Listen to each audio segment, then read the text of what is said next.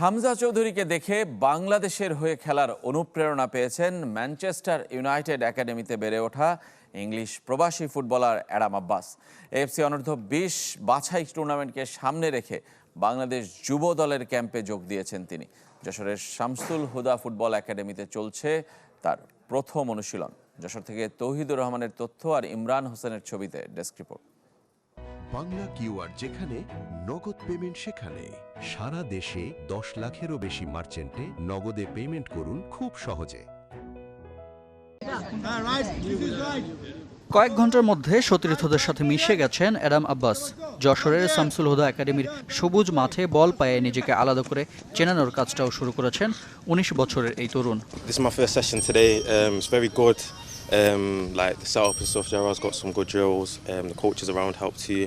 মূল position right winger হলেও দলের প্রয়োজনে খেলতে পারেন সেন্টার ফরওয়ার্ড বা ফলস 9 হিসেবে। হামজা চৌধুরীর মতো আইকন উদ্বুদ্ধ করেছে অ্যাডামকে ইংল্যান্ড ছেড়ে বাংলাদেশের জার্সি গায়ে জড়াতে। I looked into it. I found obviously I know they had a team Bangladesh. I know about Hamza. আমি বাংলাদেশের ফুটবল ফলো করি। হামজা চৌধুরীকে দেখে অনুপ্রাণিত হয়েছে।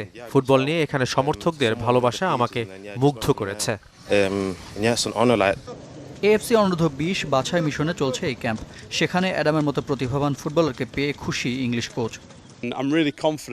আমরা প্রস্তুতির বেশ ভালো সময় পেয়েছি। ছেলেরা অনেক ভালো করছে। আমাদের লক্ষ্য কেবল এই টুর্নামেন্টেই ভালো করা নয়। অ্যাডামের হাতে খড়ি ম্যানচেস্টার ইউনাইটেড একাডেমিতে। সেখানে 4 বছর কাটানোর পর খেলেছেন বার্নলি অনূর্ধ্ব-18 দলে। শুধু অ্যাডামকে নিয়ে নয়, পুরো দলের উপর আস্থা রাখছেন কোচ। প্রস্তুতির যথেষ্ট সময় পাওয়ায় এএফসি টুর্নামেন্ট ভালো করতে আশাবাদী।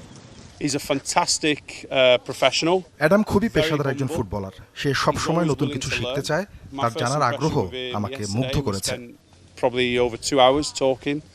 অ্যাডামের নানা নানি বাংলাদেশি, মা ব্রিটিশ, বাবা জ্যামাইকান।